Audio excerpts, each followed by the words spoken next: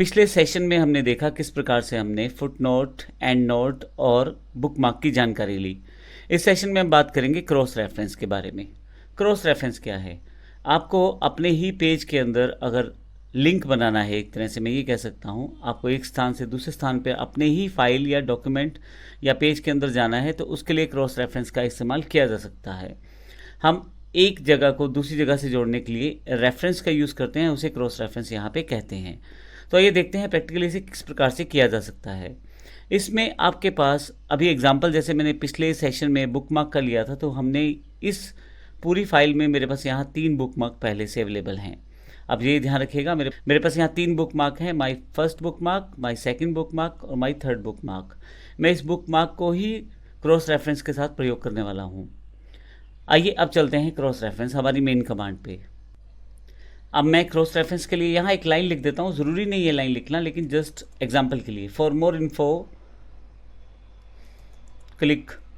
तो मैंने ऊपर दिए गए किसी चैप्टर 1 से इसे लिंक करना है, तो इसके लिए या मैं एक बुकमार्क 1 से क्लिक करना चाहता हूँ, इसे लिंक करना चाहता हूँ, तो उसके लिए मैंने एक लाइन लिख दी है।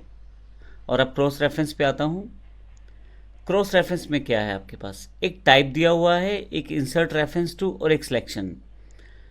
लिब्रे राइटर में आप अलग अलग आइटम्स के साथ लिंक कर सकते हैं, वो अलग अलग टाइप्स की हो सकती हैं। जैसे यहाँ पे टाइप दिया गया है headings, number paragraph, drawing, bookmarks, footnote, and note इत्यादि। हालांकि आप यहाँ से सेट रेफरेंस भी कर सकते हैं, लेकिन अभी मैं क्या करने वाला हूँ, यहाँ पे जैसे ही मैं यहाँ पे ड्राइंग पे क्लिक करता हूँ, तो आप देखेंगे यहाँ सिलेक्शन में जो मेरी फाइल पे ड्राइंग्स हैं उनका नाम आ जाएगा। बुकमार्क पे क्लिक करता हूँ तो जो सिलेक्शन में नाम आएंगे वो मेरे बुकमार्क्स के आएंगे जो मेरे पास इस फाइल में अवेलेबल हैं। फुटनोट और एंड नोट में भी ऐसा ही है। तो असल में मैं इन सब चीज़ों से लिंक कर सकता हूँ इस लाइन को जो मैंने टाइप की है। अब मान लीजिए मैंने उस ड्राइंग पे सिलेक्ट करना है जो ड्राइंग मैंने बनाई थी। तो सबसे पहले अगर आप ड्राइंग पे क्लिक करेंगे तो जितनी ड्राइंग्स आपके पास फाइल में अवेलेबल हैं उनका नाम यहाँ पे आ जाएगा। यहाँ ड्राइंग 1 के नाम से मैंने एक कैप्शन दिया था टेक्स्ट बॉक्स का पहले से, तो वो यहाँ पे अवेलेबल है। मैं यहाँ पे सिलेक्ट कर सकता हूँ रेफरेंस के रूप में इसे। माउस मेरा यहाँ क्लिक है, मैं इंसर्ट कर देता हूँ और इसे क्लोज कर देता हूँ। अब देखेंगे यहाँ पे माई टेक्स्ट बॉक्स लिखा रहा है फॉर मोर इन्फो क्लिक। अब मेरे पास देखिए माउस का सिंबल आ गया है जो हाथ जैसा है, जो हाइपरलिंक जैसा है। मैं अगर क्लिक करूँ तो सीधा मुझे उस ड्राइंग बॉक्स पे ले जाएगा जो मैंने बनाया था। इस तरह से आपने एक रेफरेंस सेट किया है यहाँ से वहाँ पे जाने का।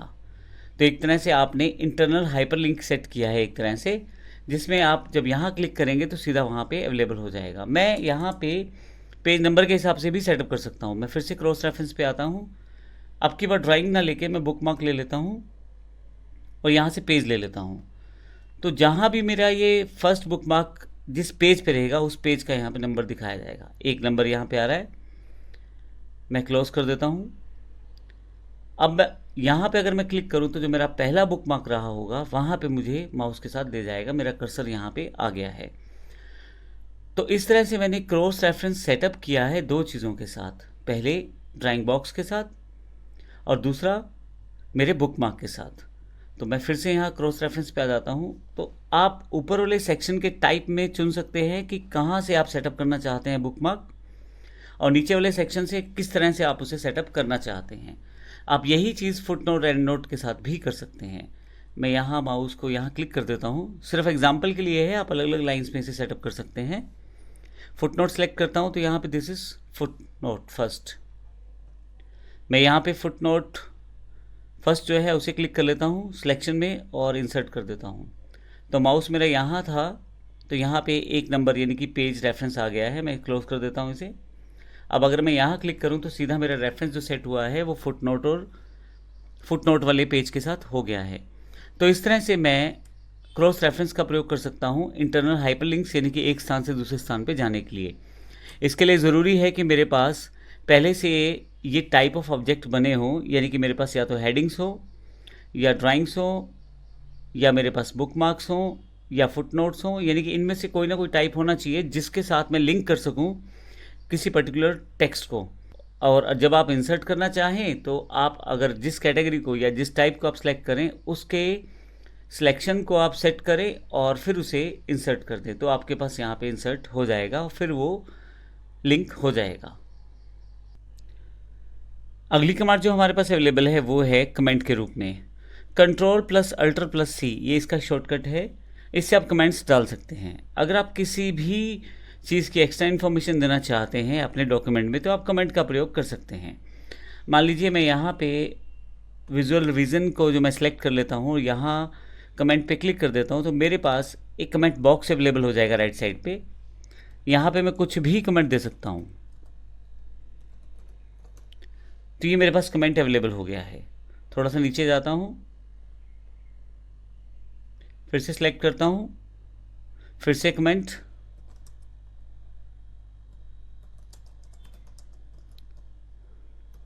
तो जो भी मैं यहाँ चाहता हूँ इसे टाइप करके रख सकता हूँ। और ये मेरे पास एक साइड बॉक्स में एक देखें यदि तो एक बॉक्स में अलग से दिखाया जा रहा है। मैं नॉर्मल फ्लो में अपने डॉक्यूमेंट में काम कर सकता हूँ, ये डॉक्यूमेंट में कहीं भी साथ में नहीं है, सिर्फ आपको दिखाने के लिए, इन्फॉर्मेशन देने के लिए साथ में दिए गए हैं। तो अगर आप यहाँ देखें तो ये मेरे पास आ रहा है। लेकिन एक इम्पोर्टेंट बात, अगर मुझे ये कमेंट्स नहीं चाहिए तो मैं यहाँ नीचे दिए गए बटन से इस पर्टिकुलर कमेंट को डिलीट कर सकता हूँ, इस ऑथर के सभी कमेंट्स को डिलीट कर सकता हूँ, या इस फाइल में जितने कमेंट्स हैं सभी को डिलीट कर सकता हूँ, और फॉर्मेट भी सेटअप कर सकता हूँ कमेंट्स का। अभी मैं इस पर्टिकुलर कमेंट को डिलीट कर देता हूँ तो आप देखेंगे कमेंट्स यहाँ से हट गया है। नीचे जाएंगे तो दूसरे वाला कमेंट बना हुआ है। अभी मैं Ctrl+Z कर देता हूँ,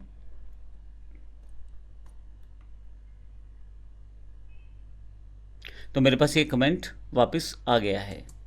तो अब मैं एक इम्पोर्टेंट बात आपको बता दूं, यहाँ पे डिफ़ॉल्ट रूप में जब आप प्रिंटिंग निकालते हैं तो ये कमेंट साथ में प्रिंट नहीं होते, ना वहाँ दिखाए जाते हैं। लेकिन अगर आप प्रिंट में भी इन कमेंट्स को चाहते हैं तो